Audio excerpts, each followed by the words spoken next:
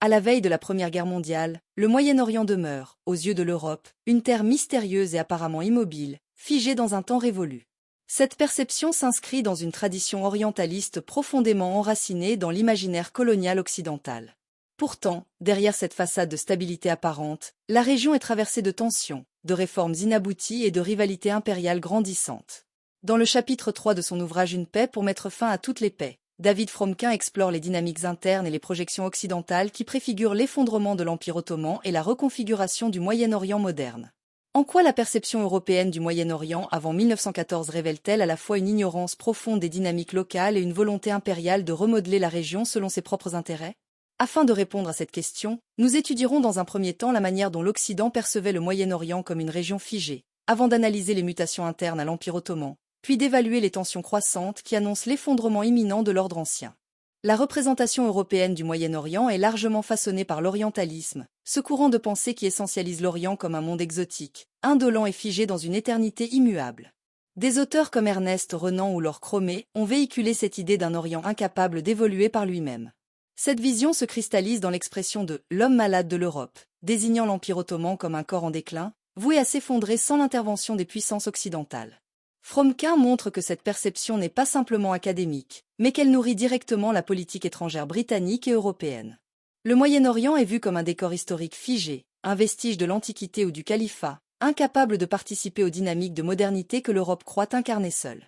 Les infrastructures limitées, l'administration imparfaite, l'économie agraire de la région sont interprétées non pas comme les conséquences d'un sous-développement relatif, mais comme des symptômes intrinsèques d'une incapacité civilisationnelle. Le retard technologique et institutionnel est souvent présenté comme culturel, voire racial. Cette lecture biaisée légitime les ambitions impériales européennes. Il faut, pense-t-on à Londres ou à Paris, apporter à ces peuples les bienfaits de la raison, de l'ordre, du progrès, bref, de la civilisation. Cette rhétorique de la mission civilisatrice alimente les interventions diplomatiques et militaires, sans tenir compte des dynamiques locales. Ce regard condescendant s'accompagne d'une dépendance croissante de l'Europe à l'égard de la région, notamment pour des raisons stratégiques et économiques. Le canal de Suez, les routes commerciales vers l'Inde, et de manière encore marginale, les gisements de pétrole, renforcent l'importance du Moyen-Orient aux yeux des puissances européennes. Ainsi, l'Europe dénigre le Moyen-Orient tout en dépendant. Elle refuse de reconnaître les potentialités politiques locales tout en s'ingérant dans les affaires internes de l'Empire ottoman, créant ainsi une situation de tension larvée. L'Empire ottoman, bien que perçu de l'extérieur comme une entité uniforme et orientale, est en réalité un assemblage hétérogène de peuples, de langues, de religions et de traditions. Arabes, Kurdes, Arméniens, Grecs, Juifs et Turcs cohabitent sous une administration impériale complexe et souvent localisée. Cette diversité constitue une richesse, mais aussi une source de vulnérabilité. Les révoltes locales, les revendications d'autonomie, les tensions interethniques sapent l'autorité du sultan. Les provinces arabes, notamment en Syrie et en Mésopotamie, commencent à exprimer des aspirations à une forme de reconnaissance culturelle, sinon politique. Face à ces défis, l'Empire engage au XIXe siècle une série de réformes connues sous le nom de Tanzimat. Ces réformes visent à moderniser l'administration, l'armée, l'éducation et la fiscalité. Elles culminent avec l'émergence du mouvement jeune turc, qui rétablit une constitution en 1908 et prône un nationalisme ottoman rénové. Cependant, ces efforts rencontrent des obstacles majeurs, résistance des notables locaux, opposition religieuse, pression étrangère et incohérence interne. De plus, les jeunes Turcs tendent à centraliser le pouvoir au détriment des provinces arabes, nourrissant un ressentiment croissant.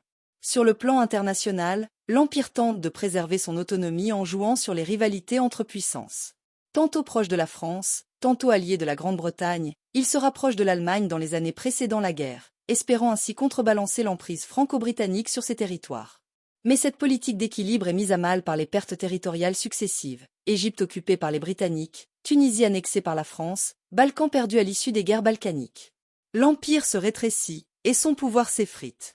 À mesure que l'Empire s'affaiblit, les grandes puissances européennes multiplient les initiatives pour se partager ses dépouilles.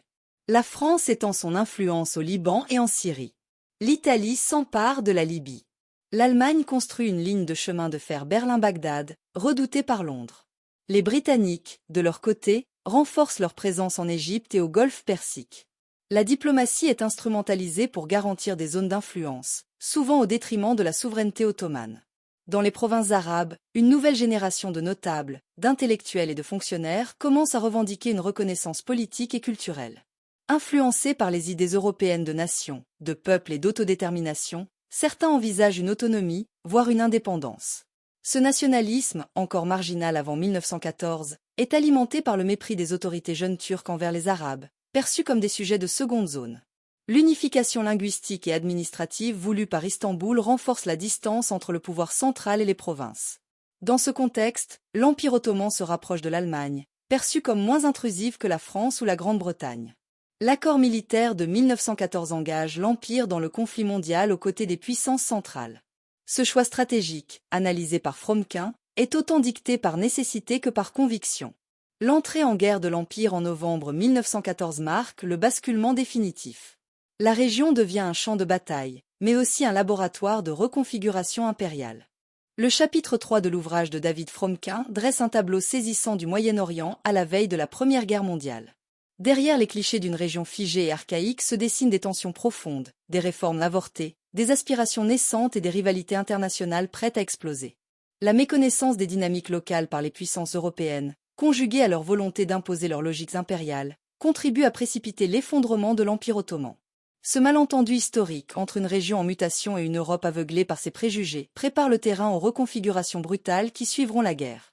Ainsi, comprendre le Moyen-Orient avant 1914, c'est comprendre les racines profondes des conflits, des malentendus et des fractures qui marqueront durablement le XXe siècle et au-delà.